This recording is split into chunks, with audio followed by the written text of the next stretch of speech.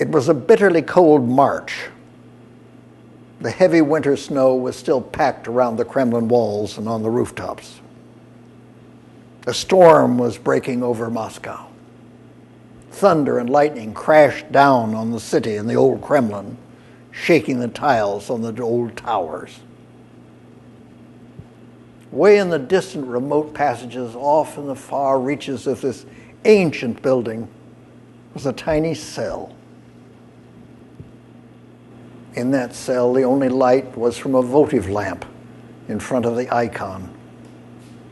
A small fire gave the only heat in the room. In a corner, on a straw pallet, lay an old man, writhing in agony, raving and moaning in despair.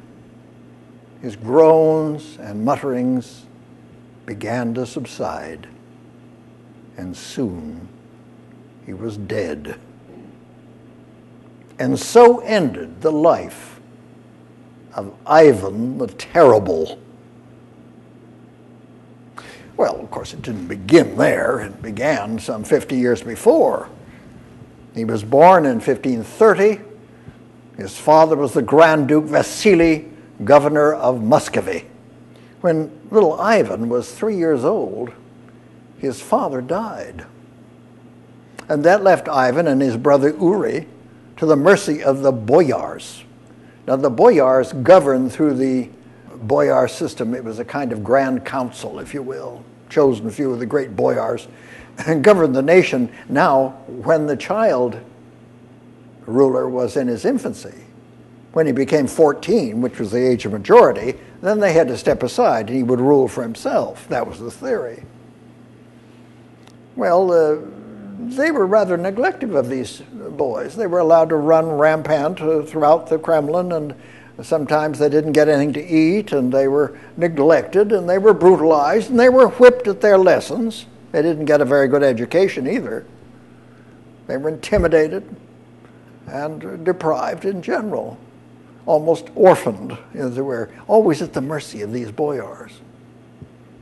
Well, as young Ivan approached adolescence, he was turning into a violent, sadistic, revengeful youth, fearful, seething with revenge against these boyars that he felt had mistreated him so. He grew up suspicious and friendless and isolated, and he was quick to rage, had an awfully short fuse. His temper immediately flared at the slightest obstruction of his want. When he finally reached the age of 14, it was time for him to take over the government. Well, the boyars realized that he wasn't ready, and he probably sensed a bit of insecurity himself, but he was changing rapidly. He was an autodidact. He had taught himself. He was a prodigious reader, and he had a phenomenal memory. About a year and a half into his reign, it was decided that it was time for him to be crowned and to get married. And he said, "Yes, you're going to crown me."